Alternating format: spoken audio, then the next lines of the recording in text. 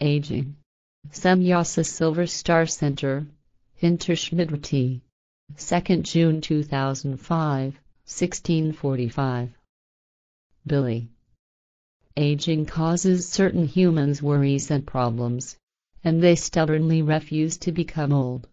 Many wrongly believe to be able to make themselves more beautiful and younger through ointments or through cosmetic surgeries because they are not able to come to terms with aging.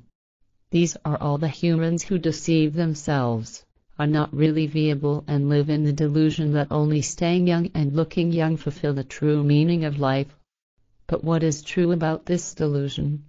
Really absolutely nothing, because proportional beauty and wrinkles in the face due to progressive decline of the body and to aging in years are not of importance, but rather the fulfillment of life's meaning, which rests in the evolution of the consciousness and the fulfillment of the creational natural laws, from which true knowledge, true wisdom, freedom, harmony and real peace as well as joy and happiness result.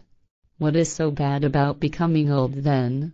Aging is not important, but rather how and what the human lives, what he makes out of his life, what good and positive as well as humane things he does, and what he does in regard to being a human, how high he develops his consciousness, how positive and good he is, how he associates with the fauna and flora, and how he treats, values, reveries and loves his fellow human. Therefore, what matters to the human is, in fact, not so much how long he walks the earth, because what counts is all that which he achieves and accomplishes during his existence. Even on my part, I am already at an old age and wear gray and white hair on my head, but I adhere to no delusion of needing to be perfectly beautiful, as well as to no old philosophies and no old thoughts, because my life is orientated to striving for the top and for what is higher, to evolution in the creation-given sense. Despite my aging, I have remained young in the consciousness as well as in my thoughts and feelings, and I also keep my psyche as well as my personality and my character youthful. Consequently, I am always open to each and everything and always willing to learn something new and to also live into the future in this sense. Through my parents' stroke of fate, I came into this world and lead a life that is adequate for me in all matters, because I use my self-learned abilities and always endeavor to get everything to emerge in an even better way. And also, if the health is not always the best and the body gets injuries, then I nevertheless do not let myself be depressed and discouraged. I always do my best and try not to be fallible all too often. However, I do not feel all-knowing and like a superhuman being because of this, whereby I also admit to mistakes and can adapt if another human stands above my knowledge and abilities. If a young human who can teach me turns up, then I gladly accept his teaching, and if he is at least as skillful as me, then I will even withdraw and leave the job to him.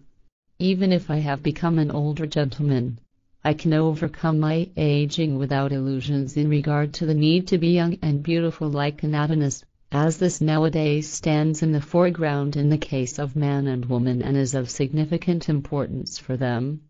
Such affectations have been foreign to me throughout my life, because I have always accepted both my appearance and my body as they were given. Consequently, problems of needing to be young and beautiful never have arisen for me, because I have always been aware of my consciousness-related youthfulness and the beauty of my attitude to life and lifestyle, as well as the coping with life. Indeed, a characteristic of mine has always been the clear and distinct attitude that the values of life cannot be found in the body being beautiful and in youthful appearance, but that these values arise in the consciousness, which, in my case, is absolutely in order. In this sense, I do not feel old, and therefore also have never yielded to aging, whereby I also do not have the intention of ever becoming old in mental respects. My mind is oriented to always remaining as young in my thoughts and feelings as well as in my psyche and in my consciousness, as in my personality, in my character, to openness regarding new things and the future, as also in regard to learning, the spreading of love, knowledge and wisdom, as life has extensively taught me this. Naturally, I know that the hour of passing away will strike one day, but I calmly await this time because I know that I have carried out my life in steady youthfulness and to the best possible extent, to the fulfillment of the creational laws and directives and, with that, also the evolution of the consciousness. Thus, death will overtake me despite the aging of the body in consciousness-related youthful strength, with the certainty that I have regretted not a second of my life. The end.